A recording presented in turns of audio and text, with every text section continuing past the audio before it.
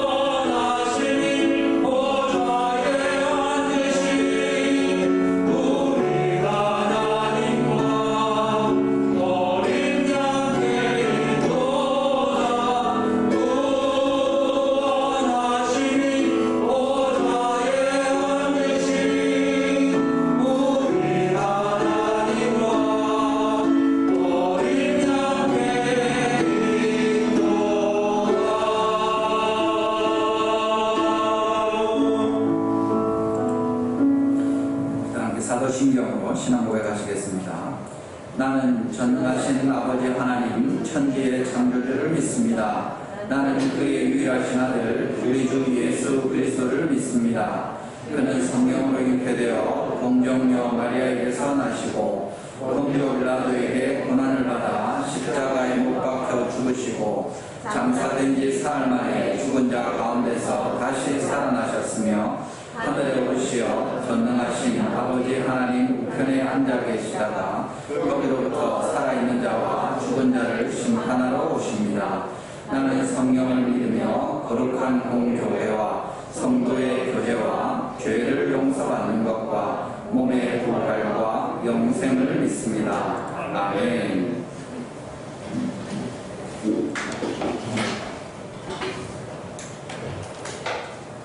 하나님이 모든 말씀으로 말씀하여 이르시되 나는 너를 애굽 땅 종되었던 집에서 인도하여 낸 내 하나님 여호와니라. 제1은 너는 나 외에 다른 신들을 내게 두지 말라. 제2는 너를 위하여 새긴 우상을 만들지 말고 또 위로 하늘에 있는 것이나 아래로 땅에 있는 것이나 땅 아래 속에 있는 것을 어떤 장소도 만들지 말며 그것들에게 절하지 말며 그것을 섬기지 말라. 제3은 너는 내 하나님 여호와의 이름을 아무리 내게 부르지 말라. 제4는 안식일을 기억하여 거룩하게 지키라. 제5는 내 누구를 공경하라. 제6은 살인하지 말라. 제7은 간음하지 말라. 제8은 도둑질하지 말라. 제9는 내 이웃에 대하여 모든 거 하지 말라. 제10은 내 이웃의 집을 탐내지 말라. 예수께서 이르시되 내 마음을 다하고 목숨을 다하고 뜻을 다하여 주 너의 하나님을 사랑하라 하셨으니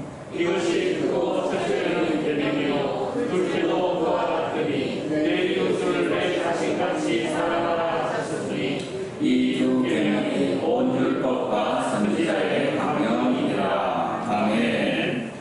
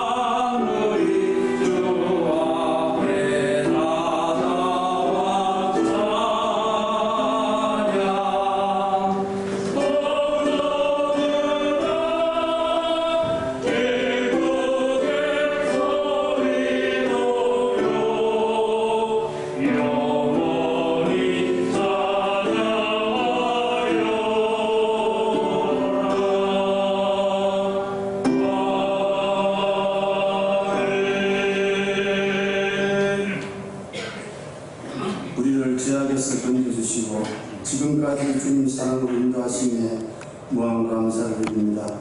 이 시간 주님 전에 나와 드린 우리의 예배가 신령과 진정으로 드려지게 하옵시고 성령 충만한 은혜의 시간 되게 하여 주시옵소서. 세상 풍파에 잘 넘어지고 쓰러지는 우리의 연약함에 강함을 주시고 우리의 부족함을 가득히 채워 주옵소서. 늘 주님과 동행함으로 지혜를 공급받고 기쁨으로 살아가는 저희들 다 되게 하여 주시옵소서. 주님의 인도하신 따라 살게 하시고 우리 모두가 강하고 담대한 믿음으로 살아가게 하옵소서. 모든 성도들의 꿈과 비전을 가지고 기도하던 모든 일들이 성취되게 하시고 특별히 진행되고 있는 성전 건축이 주님의 뜻 안에서 순적하게 이루어지는 대역사가 이루어지도록 지켜주옵소서. 수고하시는 본부장 장로님과 집사님께도 주님 지혜와 능력을 주시사 지치지 않게 하시고 모든 성도들이 함께 기도로 동력하여 이 대역사가 차근차근 이루어지게 하옵소서. 그리하여 꿈과 비전이 현실로 바뀌게 하시고 하나님께 모든 영광을 돌리는 그날까지 힘차게 달려가는 저희들 다 되게 하여 주시옵소서. 세상 유혹에 빠지지 않도록 지켜주시고 악과 거짓은 모양이라도 버리게 하옵소서. 늘 성결하신 주님을 닮아가게 하시고 무슨 일을 하든지 먼저 주님을 생각하게 하시고 주님이 바라보시고 기뻐할 수 있는 삶을 살아갈 수 있도록 인도하여 주옵소서. 우리를 인도하시는 하나님의 섭리를 기다리고 기대하는 믿음을 갖고 성령의 충만한 은혜를 통하여 주님 일을 하기에 부족함이 없도록 도와주시옵소서. 말씀을 마음판에 새기며 살게 하옵시고 성령 충만함 속에 우리의 모습과 삶이 주님을 닮아가는 삶이 되게 하옵소서. 지난 주간에 함께 기도하며 쾌유를 받았던 김영석 장로님의 부친 김용태 집사님이 하나님의 부르심을 받고 소천하신 안타까운 마음으로 위로와 장례 절차를 주님 은혜 가운데 잘 마치게 하셔서 감사를 드립니다. 유족들 아픈 마음을 위로하시고 어루만져 주시옵소서. 우리는 이 땅의 삶이 무한한 것 같이 살아가지만 이 땅의 삶은 잠깐 살다 가는 순간의 삶이라는 것을 아쉽지만 저 천국에서 편히 쉬시는 아버지를 생각하고 이 땅에 남은 유족들과 우리들에게도 이 땅의 삶을 주님 뜻 안에서 주님 앞에 서는 날까지 부끄럽지 않는 삶을 살아갈 수 있도록 인도하여 주시옵소서. 이 시간 단위에 세우신 사자 목사님 신원을 강건케 하시고 성령의 충만함을 다하여 주시사 말씀 선포하실 때 능력의 말씀 역사하여 주시옵소서. 이 예배를 위해 수종드는 모든 손길들 위해 복의 복을 다하여 주시옵고 거룩하신 예수 그리스도의 이름 받들고 기도합니다. 아멘.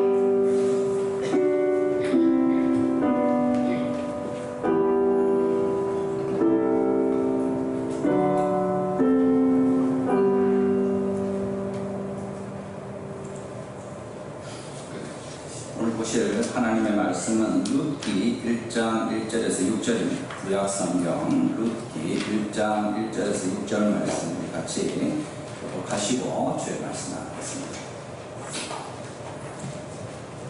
본문 제가 먼저 읽겠습니다. 1절에서 6절까지 우리 함께 교독합니다.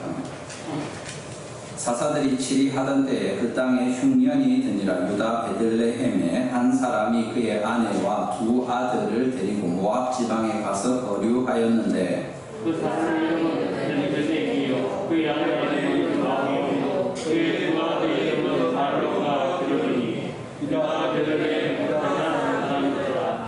그들이 모압 지방에 들어가서 거기 살더니 나오미의 남편 엘리멜렉이 죽고 나오미와 그의 두 아들이 남았으며 그들은 모압 여자 중에서 그들의 아들을 낳았는데 하나의 이름은 오르바요 하나의 이름은 루시다. 그들이 거기에 거주한 지 10년 중에 말론과 기련 두 사람이 다 죽고 그 여인은 그 두 아들과 남편의 뒤에 남았더라. 그 여인이 모압 지방에서 여호와께서 자기 백성을 돌아보시사 그들에게 양식을 주셨다 함을 듣고 이에 두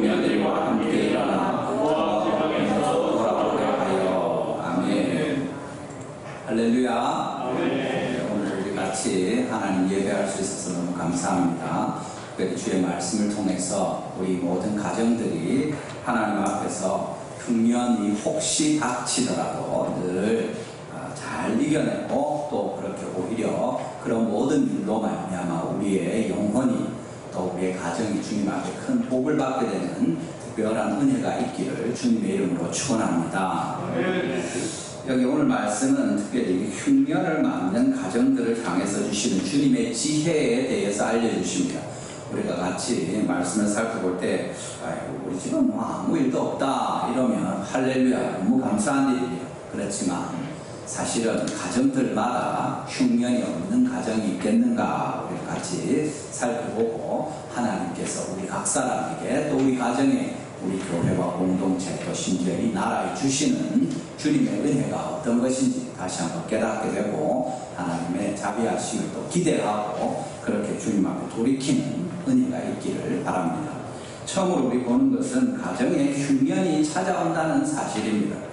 사실은 여기 1절에 있는 것처럼 본문 1장 1절에 뭐라고 합니까? 앞부분에 사사들이 치리하던 때 그 땅에 흉년이 드니라 그렇게 말합니다.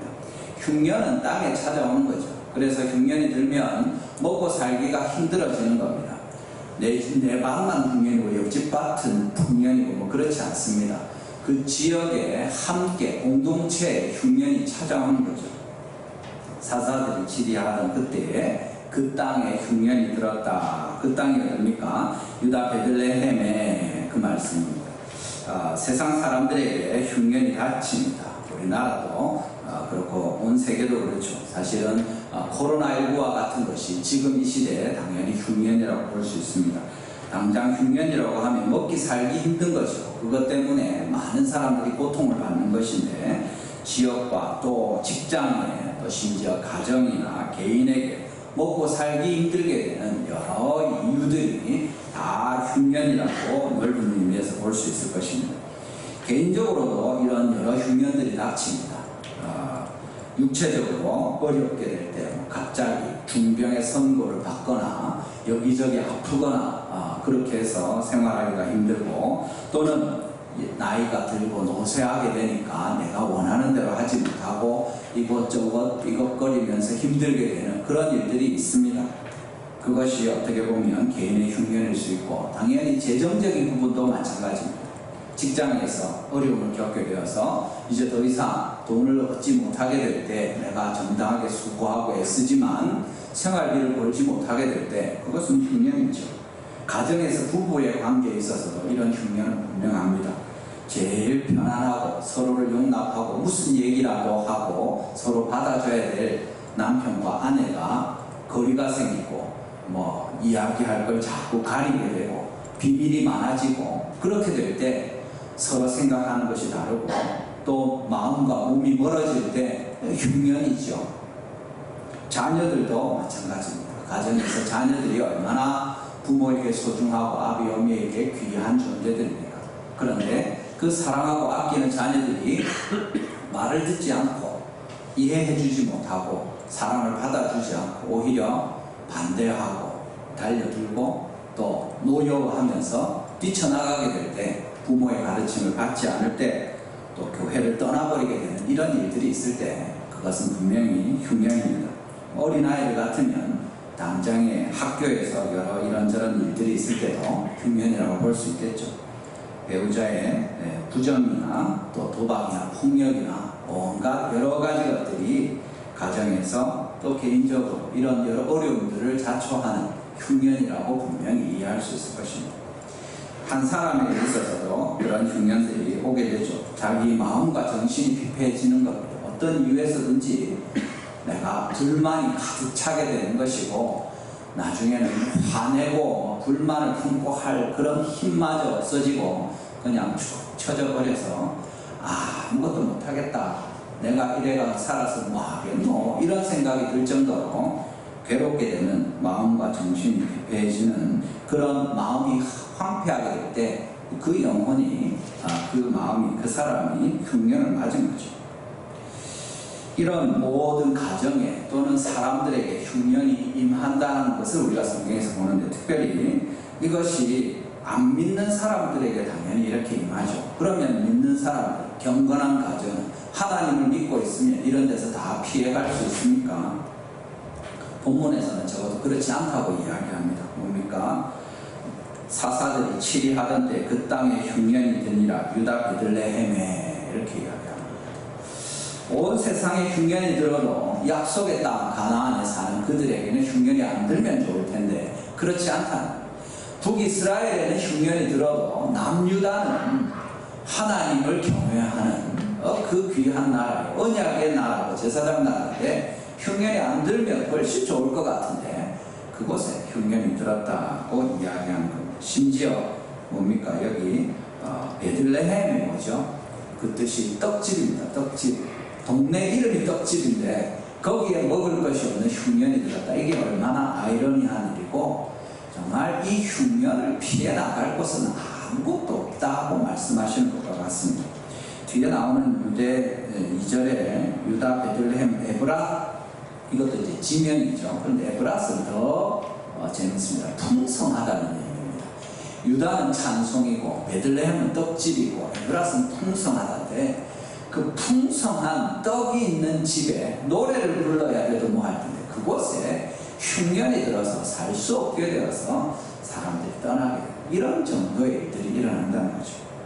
뭐 그 동네가 또 그럴 수 있지 않겠습니까? 그런데 이 집은 어떻습니까? 다 대부분의 이스라엘 또 하나님의 백성들이 그런 것처럼 적어도 그의 이름을 볼 때는 여호와 하나님을 경외하는 가정의 자녀들이라는 것을 우리가 충분히 알 수 있습니다. 오늘 이 남편과 아내의 이름이 무엇입니까? 남편의 이름은 엘리멜렉입니다. 나의 하나님은 왕이시다. 이것이 이 사람의 이름입니다.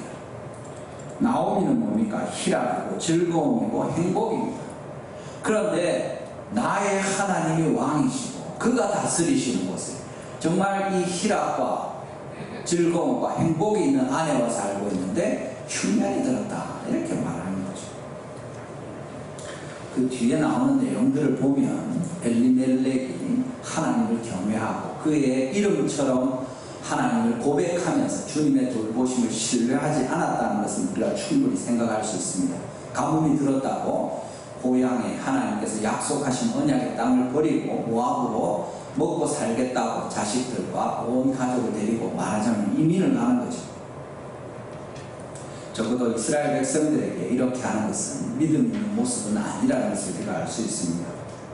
이렇게 그의 이름은 적어도 부모들 때에서까지라도 하나님의 경건한 자손이고 분명히 택한 주님의 백성들임에도 또 그들이 살고 있는 그 유다 베들레헴 에브라스에도 흉년이 임한다는 것을 우리에게 보여주고 있는 그런 말씀입니다.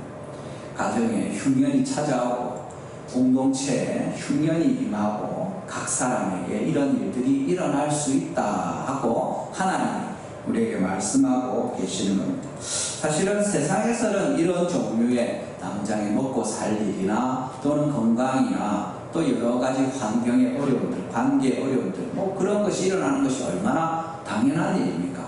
아담 이후로 다 죄를 지어서 우리가 살지 못하고 다 죽게 되었는데 그 가운데 이런 일들이 있는 것이 또 아담의 타락과 함께 온 피조물이 함께 저주를 받고 하나님 아래에서 가시와 웅금키를 내면서 살고 있으니 이런 일들이 있습니다. 그런데 성도들 가운데서도 이런 일들이 있다는 것이 특별한 이름이 분명합니다. 근데 사실은 세상의 사람들이 흉년을 당할 때는 흉년 지나면 또 풍년도 오지 않습니까? 어려운 일들이 있으니까 또 좋은 일들도 있을 겁니다. 그것이 하나님께서 성도들뿐만 아니라 모든 사람에게 악인에게도 햇빛과 비를 주십니다. 그렇게 살아갈 수 있게 하십니다. 적어도 그들도 버티면서 그 시간, 어려운 시간을 견뎌내고 살아내면 살 수 있다는 거죠. 하나님이 자비하시기 때문에 그렇습니다. 그런데 그 사람들이 겪는 것보다 더 심각한 흉년이 뭐냐면 오히려 성도들이 겪게 되는 영적인 흉년입니다. 배가 고파서 먹고 살기 힘들면 어떻게든 먹고 살 걸 구하면 되죠. 건강이 나빠지면 또 잘 먹고 쉬기도 하고 회복되면 감사한 일입니다. 관계가 틀어져도 또 화해하고 이렇게 하는 일들이 있습니다. 그런데 이런 육체적인 세상 사람들이 겪는 흉년이 아니라 성도들에게 임하게 되는 영적인 흉년은 훨씬 더 해결하기가 힘들다, 쉽지 않다는 것을 우리가 충분히 생각할 수 있습니다. 여기 이 일이 있었을 때 모든 유다 베들레헴 에브라 사람들이 이민을 떠났습니까? 애국으로 가고 모압으로 가고 다 떠나버렸습니까? 그렇지 않습니다. 뭡니까? 이 집만 떠나는 겁니다. 하나님의 언약도 모르겠고 우리가 먹고 살아야 되겠는데 지금 당장 여기는 흉년이니까 저쪽으로 가보자. 하나님이 뭐 그렇게 우리를 또 살리시려고 하는지 어떻게 알겠느냐. 하나님의 언약에 그 조상으로부터 받은 땅을 버리고 떠나면서 스스로 합리화하는 거죠. 영적인 기근, 영적인 흉년, 이것이 제일 심각한 것입니다. 사실은 어떤 사람들이 있습니까? 세상에서 볼 때는 멀쩡한데 영적인 기근을 당하는 사람들입니다. 불신자들은 기본적으로 우리가 살아있다고 볼 수 없기 때문에 하나님 앞에서 허물과 죄로 죽은 자들이기 때문에 이런 얘기를 할 여지도 없습니다만, 예를 들어서 바리새인들이나 종교 지도자들이 그랬죠. 예수님 당시 어떻게 했습니까? 하나님의 아들이 오셨는데 그를 맞고 그의 행하시는 것과 그의 말씀을 듣고 예수님을 믿고 하나님을 섬겼으면, 찬송했으면 좋았을 텐데 그들은 하나님의 행하심을 보고도 깨닫지 못하고 은혜와 진리가 충만한 성자 예수님을 향해서 십자가에 못 박으라고 하고 결국에 그들의 시기심과 그 모든 굳은 마음으로 말미암아 하나님의 아들을 죽이기까지 하는 그런 형편이 해주는 거죠. 그들이 가장 최악의 영적 흉년을 보여주는 그런 모습이라고 생각할 수 있습니다. 그들 중에 예수님이 십자가에 달리시고 부활하셨을 때 돌이키고 회개하고 믿은 사람이 있었을 수 있습니다. 그렇지만 그 중에 다수는 아마 주님께로 돌아오지 않았지 않겠나 우리가 충분히 생각할 수 있습니다. 우리 가운데 이런 영적인 흉년, 가난함에 대해서 분명하게 생각해 봐야 됩니다.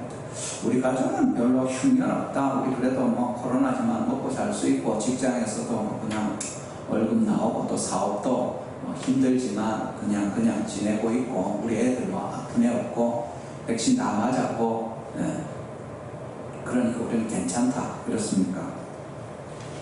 사실은 우리 영혼이 하나님 앞에서 기근에 들어있지 않은지 이것이 훨씬 더 심각한 문제이고 큰 문제입니다. 우리가 어떻게 그것을 알 수 있습니까? 하나님을 바르게 믿고 그 믿음에 합당하게 행하고 감사하면서 진심으로 기뻐하는 마음이 있느냐 하는 것입니다. 사실은 하나님의 말씀이 내 귀에 들리느냐 하는 겁니다.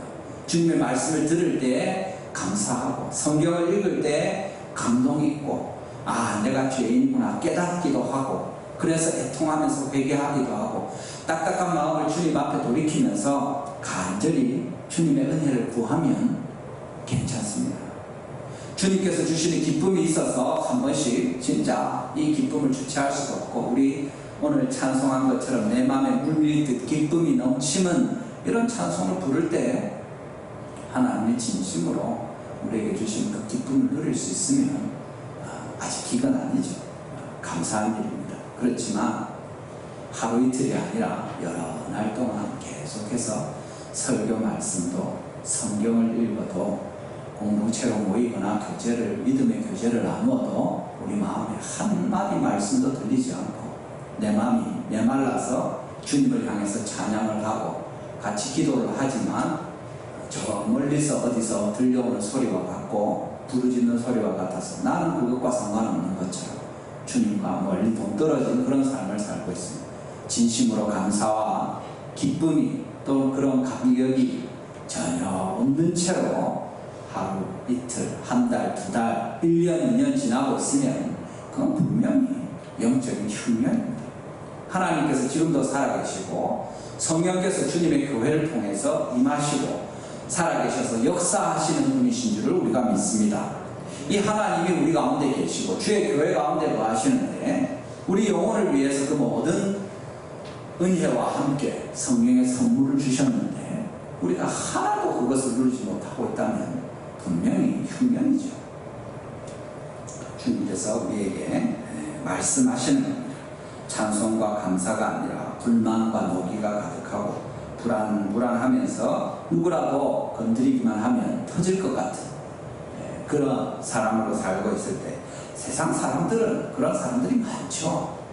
힘들지 않습니까? 어디 그 힘든 것을 호소할 수도 없이 버티면서 살아가고 있는데 성도들도 여러 어려운 일들이 있지만 적어도 우리가 하나님 앞에 믿음으로 은혜를 얻어서 구원받은 주님의 자녀로 살고 있다면 우리가 주님이 나의 하나님이시고 나의 하나님이 왕이시고 지금도 다스립니다 하는 그 고백이 있다면 우리에게는 영적인 풍요가 있는 것입니다.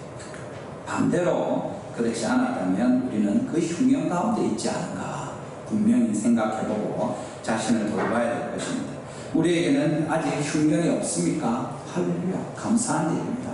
영적으로든지 우리 가정적으로든지 아무 어려움 없이 하나님께서 여러 복들을 주시고 부부와도 잘 지내고 자녀들도 주님 앞에 신실하게 생활하면서 감사하고 있으면 복된 일입니다.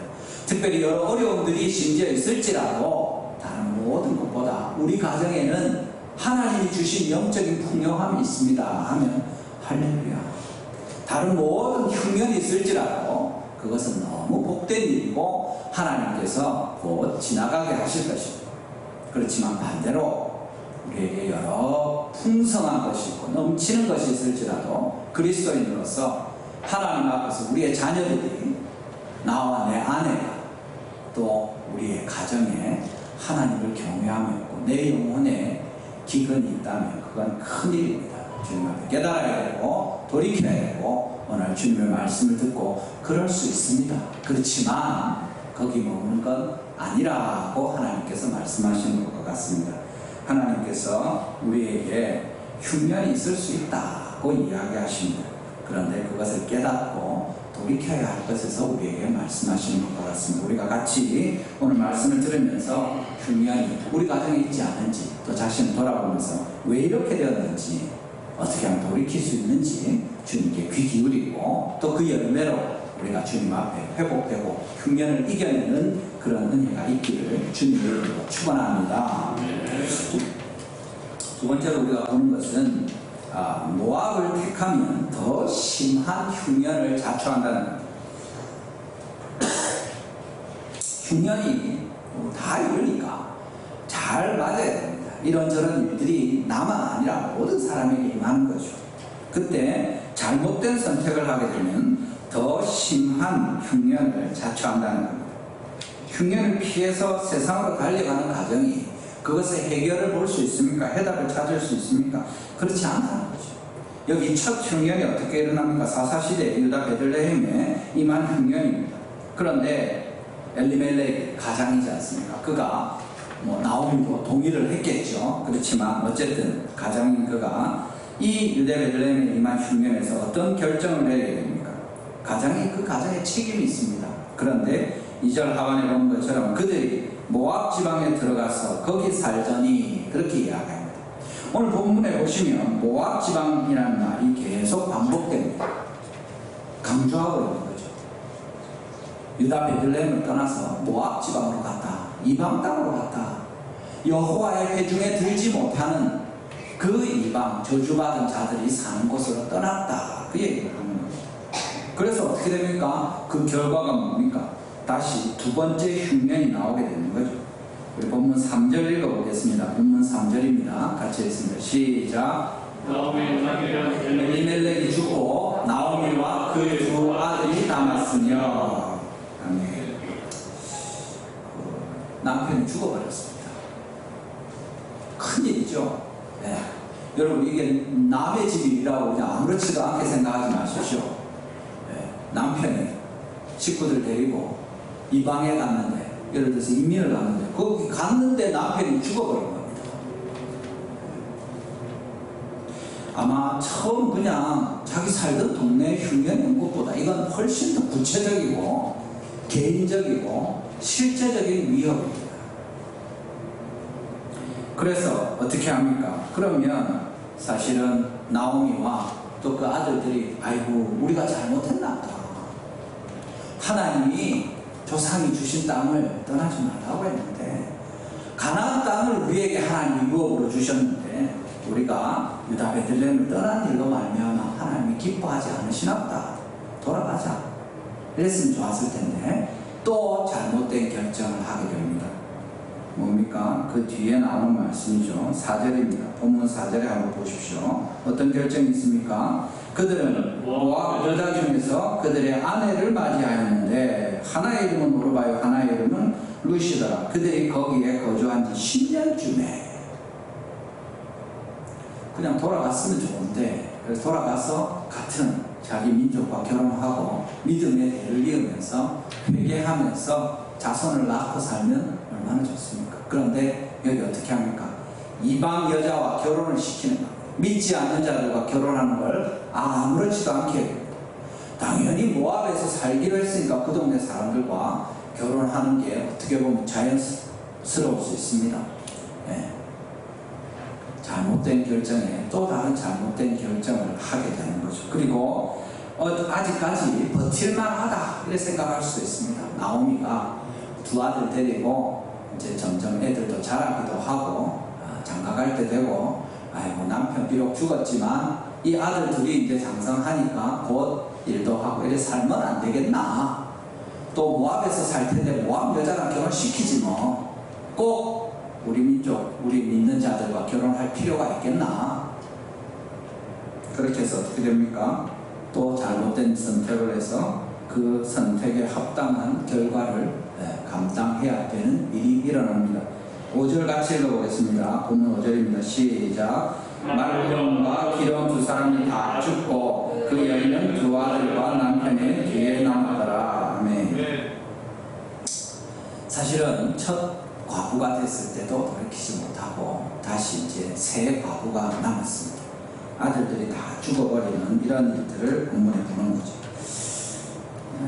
하나님 앞에 우리가 이런저런 일이 있을 때 깨닫고 돌이키면 좋습니다. 물론 우리가 이야기하는 것이 남편이 죽는 것, 아이들이 죽는 것이 다 하나님의 저주고 그것이 우리가 악한 일로 말미암아 주님이 주시는 재앙이다 이렇게 다 이야기할 수는 없습니다. 그렇지만 적어도 본문에서는 하나님께서 그것을 우리에게 알려주시는 거죠.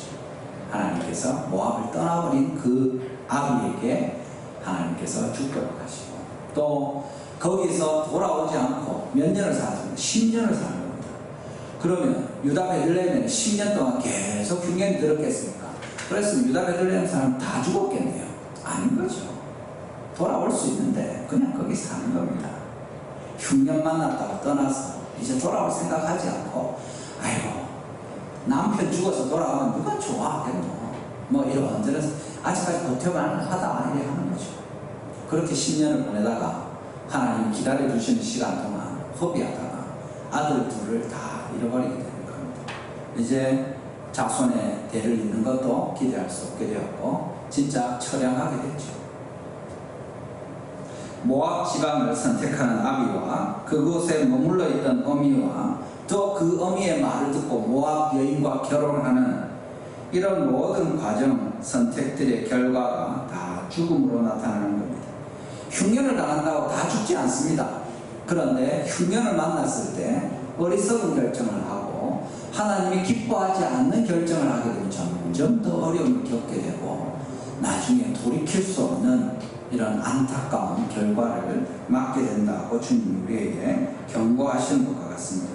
하나님이 없는 사람은 심지어 경건하고 그 이름이 엘리멜렉의 나옴이라 하더라도 실제로 하나님 없이 사는 것처럼 행할 때 그 흉년 중에 그들은 어리석은 선택을 할 수밖에 없고 하나님께서 그들을 건지시기 위해서라도 이런 흉년을 거듭 주지 않으실 수 없다는 것.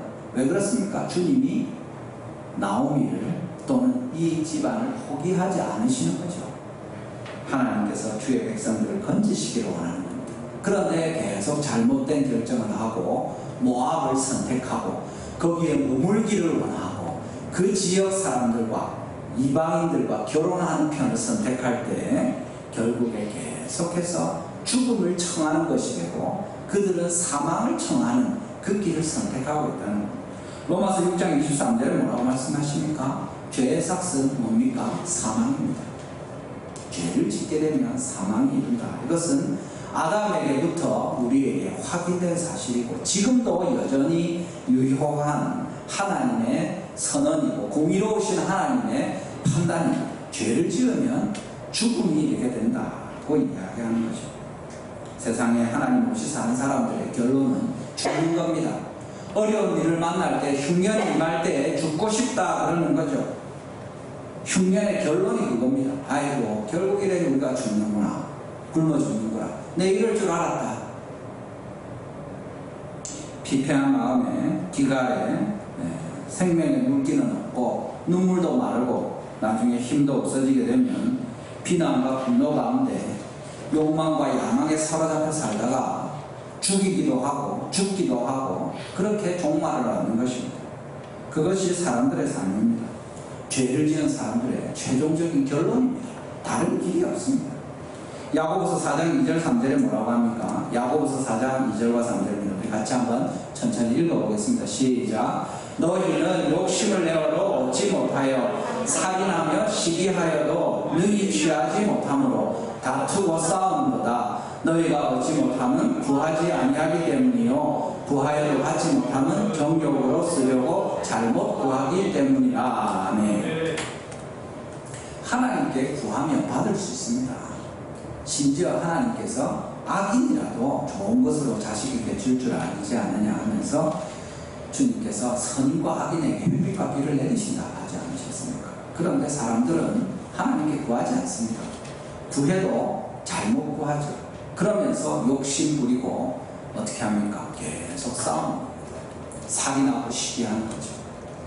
그렇게 살다가 죽음으로 끝나는 이것이 죄인들의 삶의 결론입니다. 태아를 죽이죠. 낙태입니다. 자기가 잘못해놓고 결혼하지도 않고 생각도 없이 책임지지 못할 아이를 가졌는데 왜 아이를 죽입니까? 살인하는 겁니다. 자기 죄의 삭을 사망으로 받게 되는 겁니다. 타인을 죽이는 것이 말 그대로 살인이죠. 자기를 죽이기도 합니다. 자기 죄의 삭을 자기가 담당하는 거죠. 그런데 이것도 여전히 살인하는 일입니다. 그것이 어떤 것이든지 내가 구하는 것이 무엇이든지 내 마음에 들지 않고 내 원대로 할 수 없을 때 너무 힘들고 괴로운데 아무도 자기를 도와주지 않는다고 생각하니까 세상이 나를 버렸고 하나님도 나를 버렸다고 생각하니까 그쪽을 택하는 겁니다. 결국 그 잘못된 모든 선택의 결론은 죽음입니다. 결혼을 깨버리기도 합니다. 하나님 앞에서 신성한 언약을 하고 우리가 잘할 수 있으니까 결혼합니까? 아닙니다. 우리는 못하지만 하나님 도와주십시오 하고 결혼하지 않았습니까? 그런데 잘 안되면 다시 계속 하나님 도와주십시오 해야죠. 근데 아이고 성격이 차이가 나서 우리는 안되겠다. 갑자기 우리가 돈이 없으니까 우리는 더 이상 못 살겠다. 하나님의 언약을 죽이는 것이고 실제로 이혼하는 것은 서로를 죽이는 것과 똑같습니다. 믿음을 버리고 하나님을 떠나는 것도 마찬가지입니다. 이건 그냥 일반의 사람들이 아니라 특별히 신자들이 그런 일들을 하게 되죠. 이건 뭐냐면 죄를 지었는데 죄의 벌을 달게 받고 돌이키는 것이 아니라 죄의 결과 생겨난 증인이나 목격자나 아이가 그렇지 않습니까? 나의 잘못을 보고 있는 아내가 그렇지 않습니까? 이 틀어지고 왜곡된 관계의 지혜를 회개하고 바로잡는 것이 아니라 이러면 안 되겠구나. 저 목격자를 죽여버리고 저 증인을 죽여버리면 내 죄가 덮이겠구나 하는 것과 똑같습니다. 그렇게 살인하는 거죠. 그러면 태 속에 있는 아이는 그냥 조용히 죽는 겁니다. 어쩌겠습니까? 자기가 자기를 죽이려고 할 때 죽는 거죠. 어떻게 하겠습니까? 사람을 죽이려고 작심할 때 어떤 사람들은 반대하고 싸우면서 자기를 보호하기도 하지만 또 많은 사람들이 그렇게 죽음으로 그 죄에 더한 죄를 또 보게 되는 겁니다. 이것이 모압을 계속해서 선택하는 사람들의 최종적인 결론입니다. 사실은 흉년은 우리가 선택할 수 있는 게 아닙니다. 우리가 잘못했든지 아니면 하나님이 어떻게 주시든지 코로나19를 우리가 선택했습니까? 그렇지 않죠. 경기가 나빠지는 것이 우리의 선택입니까? 아닙니다. 농사가 흉년이 나고 비가 안 오는 것이 우리의 선택입니까? 아닙니다. 그것은 하나님이 주시는 겁니다. 또는 하나님이 허락하신 것입니다. 그런데 여러 이런 일들을 통해서 우리가 그것을 잘 이겨내고 버텨내는 것은 우리가 선택할 수 있는 일입니다. 모든 사람들이 잘못을 했다고 그것을 본 증인들을 죽이지는 않죠. 자수하고 용서해 주시오 하고 벌을 받습니다. 그것이 바른 선택이죠. 자기가 잘못해서 아이가 생겼는데 그 아이를 죽이는 것이 올바른 선택입니까? 그것은 자신의 선택입니다. 그 선택은 그 문제를 해결하는 것이 아니라 더 어렵게 만듭니다. 모압을 선택하는 거죠.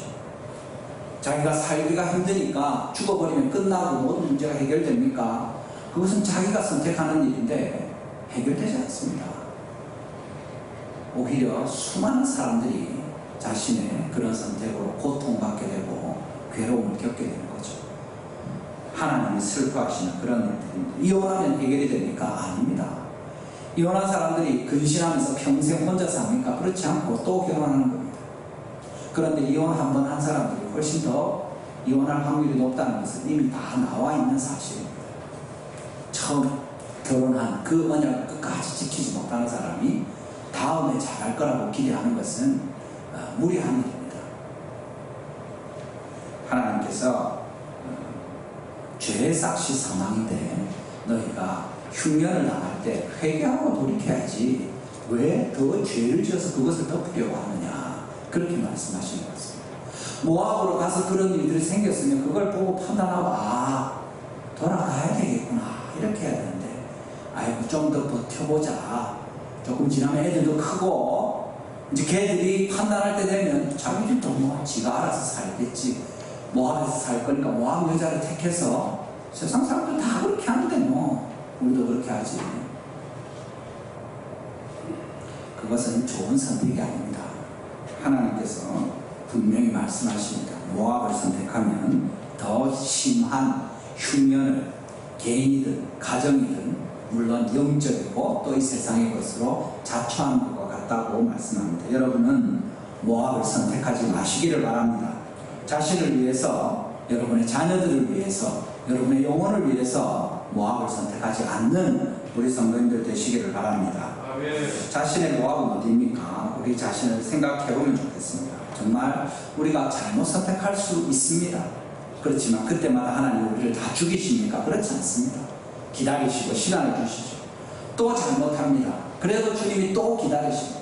또 잘못합니다. 그래도 주님이 다시 말씀하십니다. 이것이 하나님이 우리에게 주시는 말씀입니다. 그런데도 계속 그쪽을 택하는 거죠. 바보입니다. 그렇게 죽는 겁니다. 제가 전에 말씀드린 적이 있는지 모르겠는데 요로결석 때문에 고통하는 적이 있었습니다. 얼마 전에 코로나 걸린 바로 진단받아 확진받은 그 주간에 집에서 격리하는데 이 배가 살살 아픈 거예요. 이 느낌을 제가 압니다. 뭐냐면 또 돌이 적당히 커가지고 신경을 누르기 시작하는구나. 제가 처음에 회사에 입사하고 진짜 20몇 살 때 그때 요로결석이 처음 생겨가지고 그때는 뭘 몰랐으니까 처음이니까 와 진짜 이러다 죽겠구나 하는데 처음에 점점 아파하더니 나중에는 소변도 볼 수 없고 너무 아파 죽겠는데 그래서 그래도 출근한다고 회사에 갔다가 보건소에 가서 이제 그 선생님한테 물어보니까 아무래도 요로결석 같으니까 빨리 병원에 가서 이래 해라 하면서 이야기를 하더라고요. 그 진짜 검사를 받고 이래 하니까 돌이 꽉 막고 있어가지고 너무 아파서 고통했던 겁니다. 그래서 이제 돌을 깨고 멀쩡해져서 이제 다시 회사 다니고 이랬죠. 그런데 전에 한번 말씀드린 것처럼 미국에 유학가 있는데 그 느낌이 오는 거예요.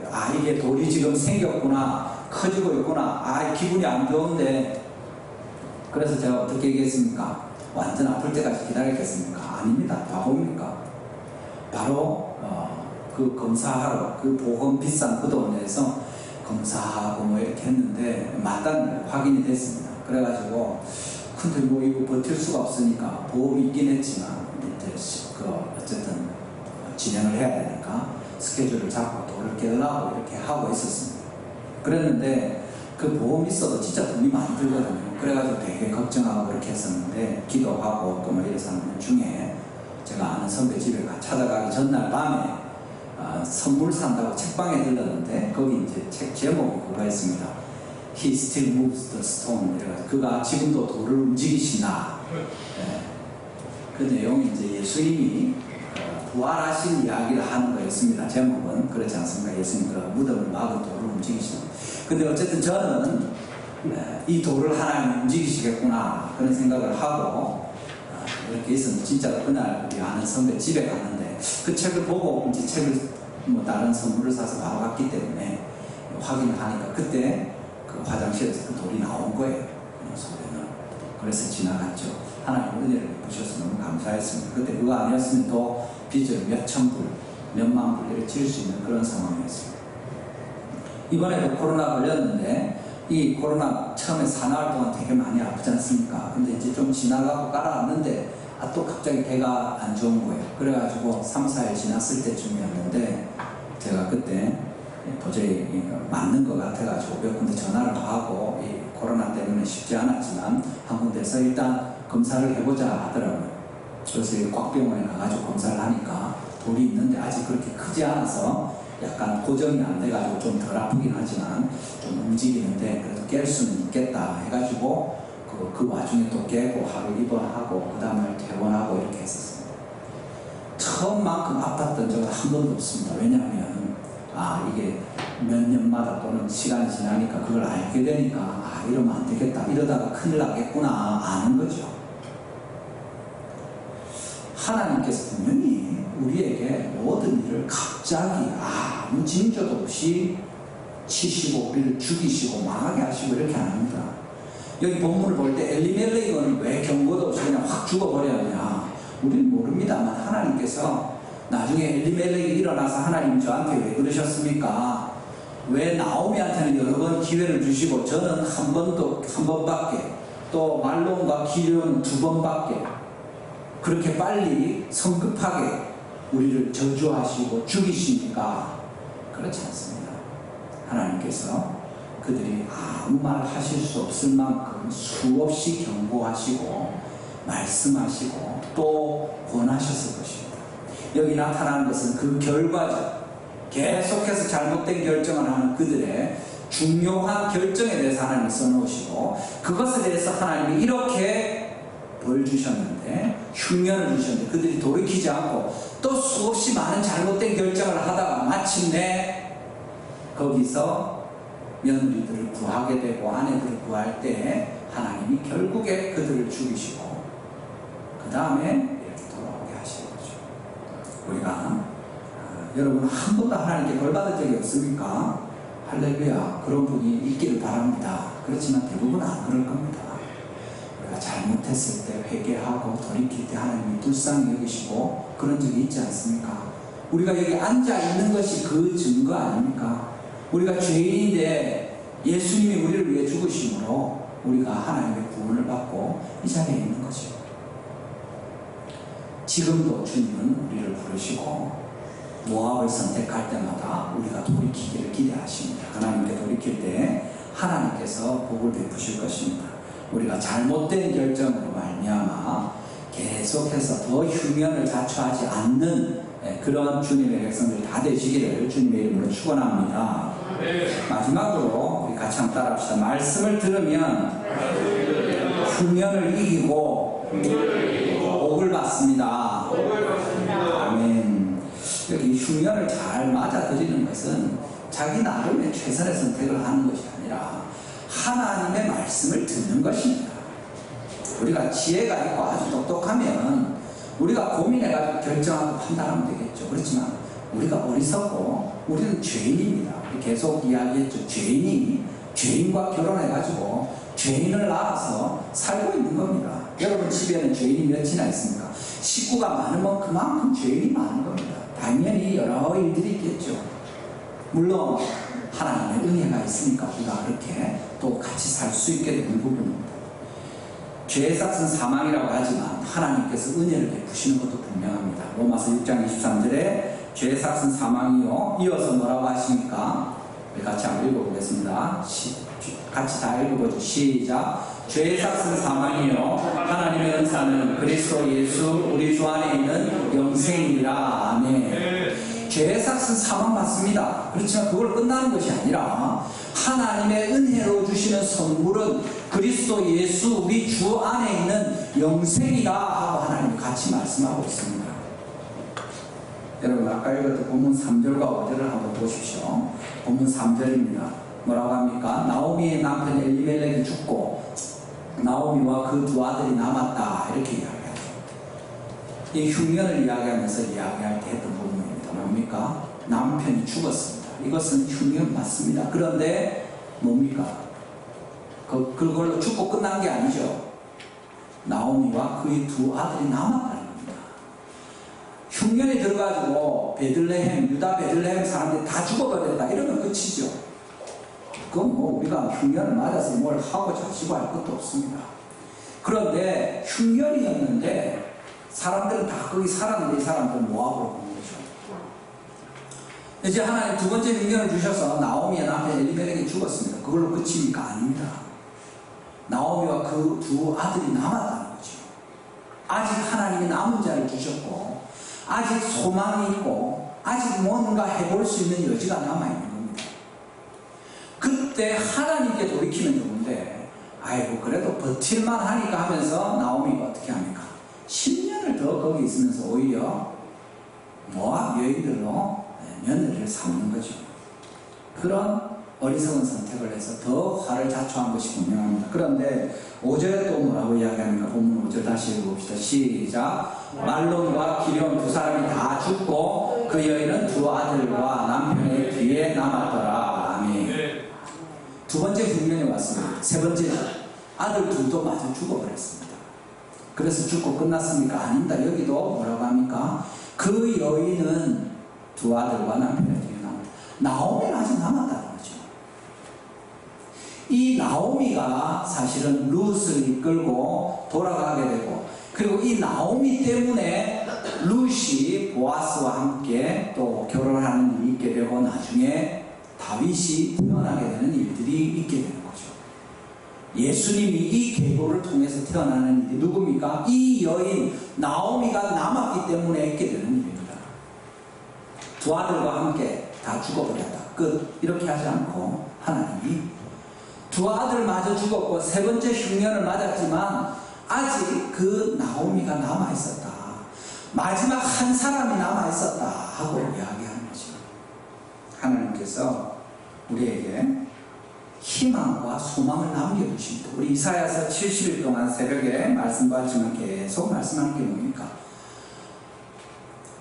포로로 잡혀가고 그런 모든 어려움을 겪지만 남은 자들을 통해서 하나님이 새 일을 일으키시는 겁니다. 이 가정에 한 사람 남았던 나오미를 통해서 예수 그리스도가 오는 계보가 이어지는 거죠. 이 흉년이 이 사람들에게 큰 괴로움입니다. 한 번도 아니고 남편과 두 아들까지 다 잃어버린 이 흉년이 어떻게 작은 것입니까? 여러분 중에 이런 일을 겪으면 얼마나 버틸 수 있겠습니까? 사실은 힘든 일입니다. 그렇지만 그가 끝까지 포기하지 않았을 때 또 심지어 우리 말씀에 뭡니까? 6절 말씀에 우리 같이 한번 읽어보겠습니다. 6절 본문 보십시오. 제가 읽겠습니다. 6절에 그 여인이 모압 지방에서 여호와께서 자기 백성을 돌보시사 그들에게 양식을 주셨다 함을 듣고 이에 두 면으로 함께 일어난 모압 지방에서 돌아오려 하여 이 마지막 남은 한 사람이 여호와의 말씀을 듣는 겁니다. 하나님께서 그 전에 말씀 안 하셨겠습니까? 아까도 얘기했지만 10년 동안 계속 가물어 가지고 흉년이 들어서 그렇지 않은 겁니다. 근데 이제 그 말씀이 들리는 거죠. 누구에게? 그 여인, 남아있던 그 여인, 남편도 죽고 두 아들도 죽고 이제 그만 남았는데 그 여인 한 사람 남은 그 사람이 말씀을 들을 때 하나님의 새로운 일들이 일어난다는 것을 우리에게 분명히 말씀하는 겁니다. 하나님께서 우리에게 말씀을 듣고 돌이켜서 할 수 있다고 이야기하시는 것 같습니다. 먼저 흉년을 잘 이겨내는 방법은 뭡니까? 남은 것을 보는 거죠.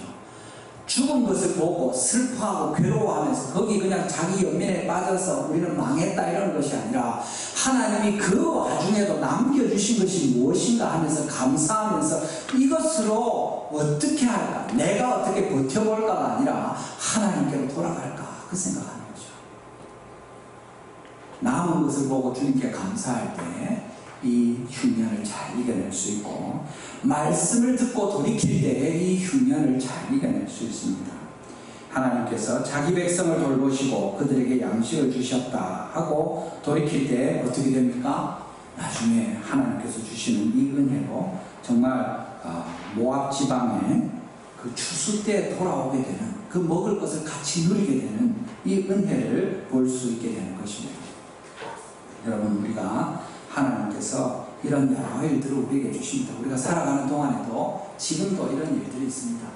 예수님을 믿고 하나님을 신뢰하고 따르면 우리에게 좋은 일만 생기고 복된 일만 생기고 이 세상에서 아무 어려움이 없으면 참 좋은데 그렇지 않은 거죠. 왜 그렇습니까? 하나님 우리가 행복하든 불행하든 상관없습니까? 아닙니다. 하나님 분명히 우리가 복받기를 원하시고 행복하기를 원하십니다. 성경에 뭐라고 하십니까? 신명기 10장 13절 말씀에 그렇게 말씀하시죠. 내가 오늘 내 행복을 위하여 내게 명하는 여호와의 명령과 규례를 지킬 것이 아니냐. 근데 여기 보면 행복만 아니라 그것을 위해서 할 것이 하나 더 있죠. 뭡니까? 내 행복을 위해서 주의 말씀을 지켜라. 그렇게 말씀합니다. 하나님의 마음은 어디에 들어있습니까? 우리 행복이 중요합니다.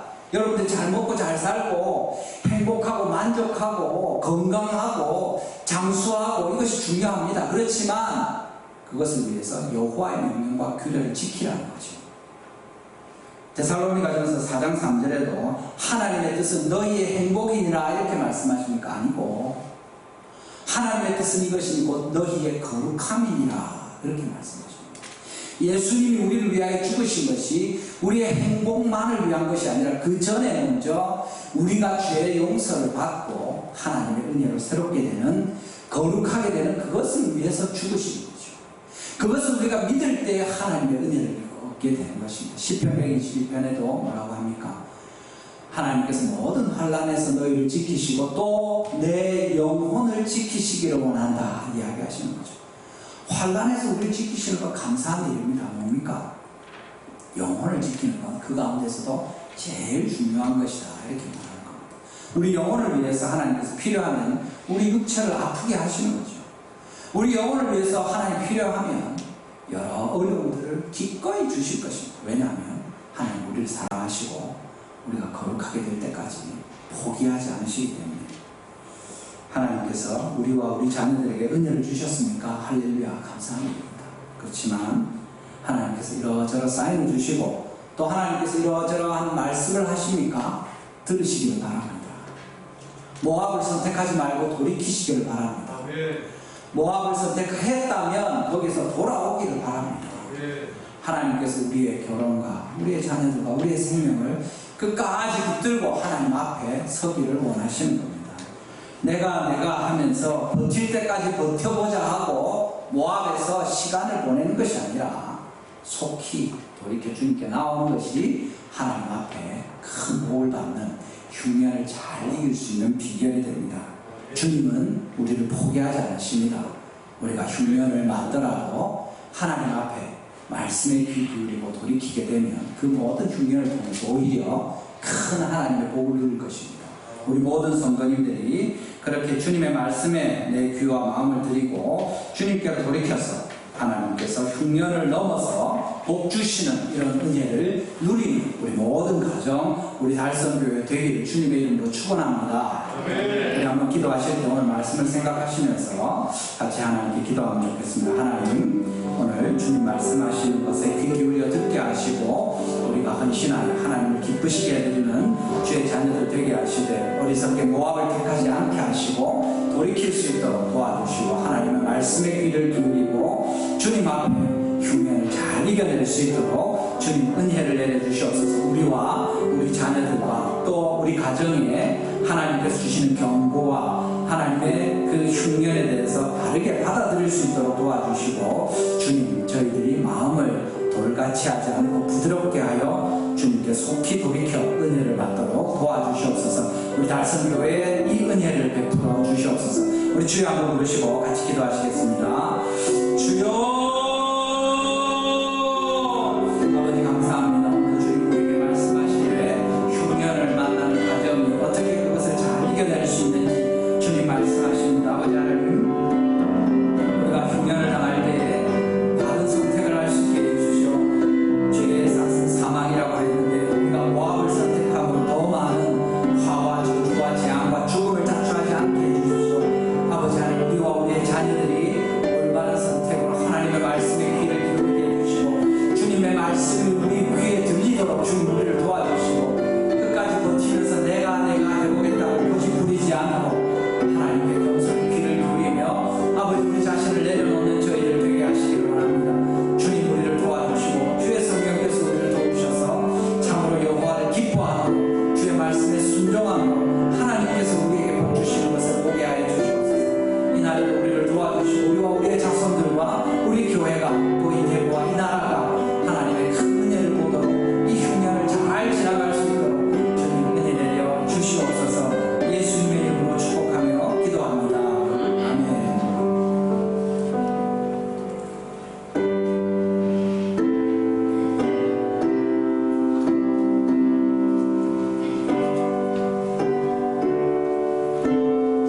좀 빨리 하겠습니다. 내 주를 가까이 하게하는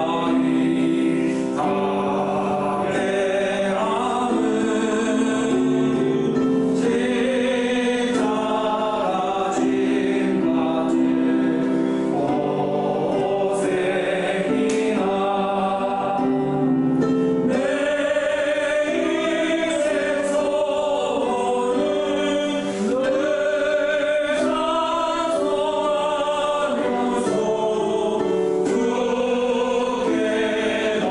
주께로 나아가기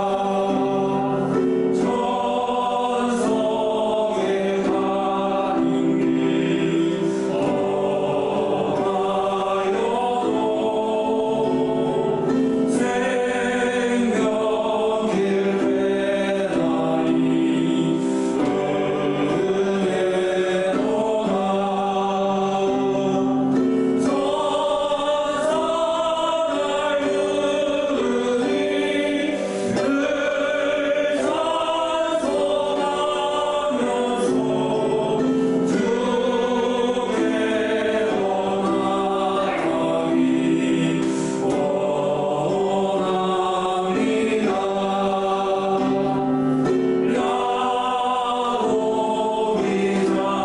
내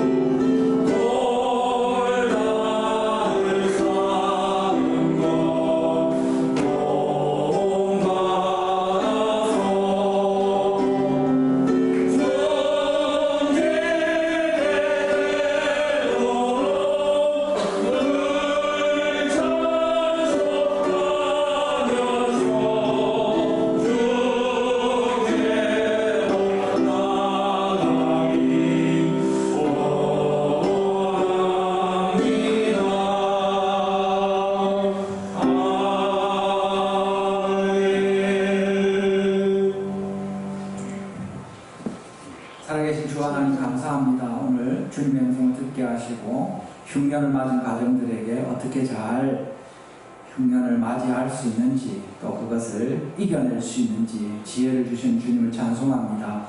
우리가 다 이 흉년을 피할 수 없습니다. 그렇지만 하나님께서 우리가 그 가운데 모압을 택하지 않게 하시고 죄와 사망의 편을 택하지 않게 하여 주시고 하나님의 말씀을 듣게 하시고 또 그 말씀이 들리게 하셔서 주님의 편을 택하고 순종하여 생명으로 하나님의 구원으로 나아올 수 있도록 우리를 도와 주시옵소서. 우리와 우리의 모든 자녀들, 우리 교회가 하나님의 기뻐하시는 모습으로 새롭게 되며 모든 흉년을 이겨내고 크게 주님께 영광을 돌리는, 그렇게 주님의 귀한 복된 도구로 쓰임받는 그 마지막 한 사람 나오미와 같은 저희들 다 되게 하여 주시옵소서. 오직 하나님께서 우리를 통하여 영광을 받으실 때, 또 주님께 나올 때 예물을 가지고 구별하여 드리는 주의 사랑하는 자들 헌신을 받으시고 하나님께서 복되게 하셔서 우리 달성교회 통하여 주님의 나라와 복음과 하나님의 영광을 나타내기 위해 잘 사용할 수 있도록 도와주시고 부족함이 없도록 다스려 주시기를 간절히 구합니다. 우리 재정과 회계를 맡은 수고하는 모든 손길들에 복 주시고 그들의 헌신이 온전하게 하나님께서 기쁘게 받으시는 것이 되게 하시며 섬기는 모든 자들마다 우리 교회를 통해서 주의 영광을 보게 하여 주시옵소서. 지금은 우리 주 예수 그리스도의 은혜와 하나님의 사랑과 성령의 교통하심이 이 시간 하나님의 말씀을 들으며 흉년을 만난 가정들이 어떻게 잘 이겨내고 하나님의 기뻐하시는 큰 복을 누릴 수 있는지 들은 대로 순종하여 하나님께 영광을 돌리기를 소원하며 주의 도우심을 간절히 사모하는 여기 모인 모든 주의 백성들과 피로 사신 달성 교회 위에 이제부터 영원토록 함께 하실지어다. 아멘.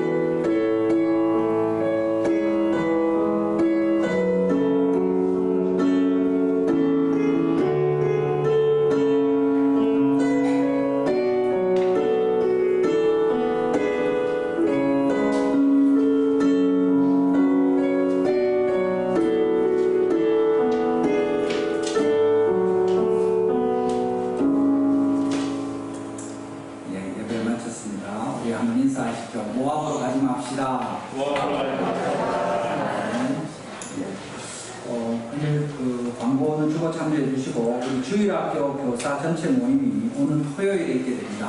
우리 교육부서에 필요한 이야기들을 나누기 위해서 같이 모이게 되니까 토요일 오후 5시에 주일학교 교사 전체 모임 참석해 주시고 특별히 또 우리 주일학교 교사들을 위해서 우리 자녀들을 위해서 계속 관심 가지고 함께 기도해 주시기를 바랍니다. 성경 통독 우리 김영자 집사님 일도가셨습니다. 교우도 운정에 우리 광고가 전교에 나가고 했습니다만 김명석 장로님 신이시고 배영미 집사님 시부 되시는 그리고 김용태 집사님 부친상이 지난 목요일에 있어서 어제까지 그 장례 절차들이 잘 이렇게 진행됐습니다. 오늘 그 김명석 장로님 가정은 그 친지들과 함께 풍양에 출석하시던 부모님 다니시는 또 어머니 다니시는 교회에 가서 예배하고 오늘 참석하지 못했습니다. 우리 또 계속해서 위로해 주시고 또 격려하시고 또 하나님 앞에 우리가 진실하게 행할 수 있도록 이렇게 마음을 모으면 좋겠습니다. 다 함께 일어나셔서 회의서 주시고 하겠습니다.